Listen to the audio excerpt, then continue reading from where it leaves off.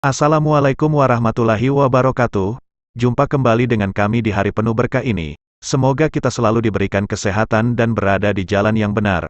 Pembahasan kali ini kita akan membagikan seputar mualaf dunia. Bicara mualaf, tentu tidak habis-habisnya. Seperti orang yang akan selalu lahir di atas fitrah dan kesucian Islam, hidayah datang tanpa melihat latar belakang unsur pekerjaannya. Para mualaf persis jatuh cintanya kepada Islam. Sebagaimana kisah klasik Sufi, yang menceritakan tentang sepasang manusia yang jatuh hati satu sama lain, sehingga sulit untuk dipisahkan, begitu pula yang dialami oleh setiap mualaf di saat terjadi mahabbah terhadap Islam. Sehingga apapun rintangan dan halangan akan dihadapi, tidak ada rintangan yang menghambat, bila seseorang telah mendapatkan hidayah Allah, cinta pada Allah dan Rasul. Bagaimanakah kisah klasik tersebut? Ikuti video ini untuk mengetahui kisah cinta dua insan populer ini. Selamat menyaksikannya. Laila dan Majnun adalah sebuah cerita asmara. Cerita ini mengisahkan seorang pemuda bernama Qais yang jatuh cinta kepada Laila. Akan tetapi, ayah Laila tidak menyetujui hubungan asmara mereka berdua, dan berusaha menikahkan Laila dengan seorang saudagar kaya. Kisah ini ditulis oleh Nizami Ganjavi, karena berasal dari daerah Gans, Azerbaijan. Nama aslinya adalah Jamaluddin Ilyas bin Yusuf bin Zaki. Ia merupakan ahli hikmah Hakim Nizami, sejak kecil yatim dan dibesarkan pamannya dan disekolahkan, sangat pintar, menguasai banyak ilmu agama. Hal yang menarik dari hidupnya, Nizami yaitu merupakan seorang sastrawan dan banyak menulis kisah cinta, salah satunya Laila dan Majnun. Dalam kesempatan kali ini merupakan cerita rakyat, orang Arab sebelumnya sudah masyhur mengenal kisah Laila dan Majnun. Namun ada beberapa yang kontroversial, bahwa ada yang menganggap cerita ini nyata apa cuma rekaan. Dalam riwayat, Majnun seorang laki-laki bernama asli Qais begitu dikenal begitu tampan, pintar, dan terpandang di sukunya, sedangkan Laila seorang gadis bernama asli Ibnu Amira yang begitu cantik berasal dari suku sebelah. Dalam kisahnya karena dalam lingkup satu sekolah yang sama, ketika Majnun pertama kali melihat paras Laila yang cantik rupawan, seketika ia jatuh cinta. Pemuda-pemudi Nusantara kerap menyebutnya, jatuh cinta pada pandangan pertama.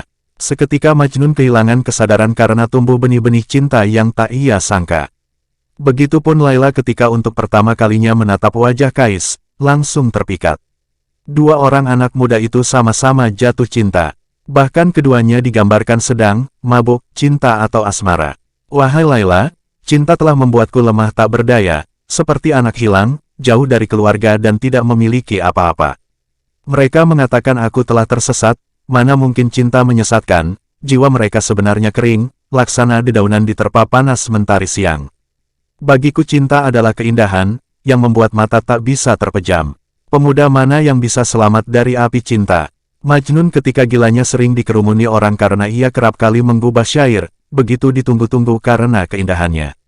Setelah beberapa lama, ia seperti orang tidak terawat, tidak pakai baju dan rambutnya gondrong. Begitupun Laila yang dalam beberapa bagian ceritanya, kerap kali mengeluarkan puisi. Dan pada akhirnya puisi-puisi Laila dikirim melalui surat untuk Majnun. Dalam waktu yang tidak begitu lama, tersebarlah gosip tentang kedua anak muda yang tengah dimabuk cinta tersebut. Dari berita itu, ayah Laila merasa hal itu merupakan pencemaran nama baik, yang dianggapnya meruntuhkan kehormatan suku. Maka supaya tidak menjadi bahan omongan terus-menerus, kemudian Laila tidak lagi diperbolehkan sekolah. Dua anak muda yang sedang mabuk-mabuknya sekarang dipisah. Kemudian dimulailah babak pertama kegilaan Majnun atau Qais. Majnun berusaha dengan berbagai cara untuk bertemu Laila, akan tetapi tidak bisa. Lalu mulailah muncul syair-syair, tangisan-tangisan rindu Majnun. Kemana-mana hanya menyebut nama Laila, dan Laila. Bahkan ia rela menyamar sebagai kambing, dan berjalan di antara kambing-kambing tersebut ketika melintasi kediaman Laila. Dalam riwayat lain, Majnun rela menyamar sebagai pengemis yang hina ke desa Laila, dan menyamar sebagai pembantu perempuan, yang tak lain supaya kembali bisa menatap kekasihnya. Singkat cerita, karena Laila juga sangat merindukan Majnun, ia pun kerap kali merenung dan mengharap kembali kedatangan Majnun. Ia kerap setiap saat menyeru nama Majnun di penjara kamarnya, begitupun di taman kediamannya. Hanya Majnun yang tertulis dalam lubuk hatinya, hanya Allah dan Laila yang tahu betapa cintanya ia terhadap Majnun. Namun, apalah daya sang ayah tidak tega melihatnya, dan ia pun dinikahkan dengan Ibnu Salam, yang merupakan seorang bangsawan. Lantas Laila pun menolaknya, akan tetapi penolakannya tidak digubris oleh pihak keluarganya, dan pernikahan pun berlangsung. Kabar itu sampai kepada Majnun, dan ia semakin gila, menangis, meratap berhari-hari, dan memilih menyendiri di dalam gubuk kecilnya di atas bukit. Setelah bertahun-tahun menyendiri dan hidup bersama binatang buas, akhirnya Majnun pun rela melepas Laila dan menemukan kedamaian. Sejak pernikahannya dengan Ibnu Salam, Laila sama sekali belum pernah berhubungan suami istri dengannya, ia masih tetap mengharap kehadiran Majnun di sisinya. Selang beberapa lama, Ibnu Salam pun dikabarkan meninggal di waktu musim panas. Laila pun terisak tangis terseduh-seduh, bukan karena menangisi kepergian Ibnu Salam, akan tetapi ia menangis kerinduan akan bertemu Majnun dan sangat mencintainya. Tak lama kemudian ketika Laila kembali ke rumah ayahnya, ia dikabarkan jatuh sakit batuk parah dan tidak memikirkan kesehatannya. Ia hanya memikirkan Majnun setiap saat, bahkan ketika maut menjemput pun ia tetap memikirkan Majnun. Pada akhirnya, ketika gelapnya malam, Laila seperti biasa menatap pintu dan ia pun menghembuskan nafas terakhirnya dan bergumam, Majnun. Majnun, Majnun, Majnun. Kematian gadis si cantik jelita tersebut, tersebar ke seluruh penjuru negeri, dan sampai pula kepada Majnun. Ia pun seketika pingsan di tengah padang gurun. Ketika kembali sadar, ia pun langsung bergegas menuju desa Laila, dan berkunjung ke makam Laila. Ketika tidak sanggup jalan, ia pun menyeret tubuhnya untuk sampai ke makam Laila. Ia pun meletakkan tubuhnya di atas makam Laila, dan diriwayatkan setelah beberapa hari Majnun pun turut meninggal. Jasad Majnun pun baru ditemukan 1 tahun setelahnya. Di akhir kisahnya, seorang sufi dalam mimpinya melihat Majnun tengah dibelai dengan penuh rasa cinta dan disayang oleh Allah, kemudian ia pun mendudukkan Majnun di sampingnya.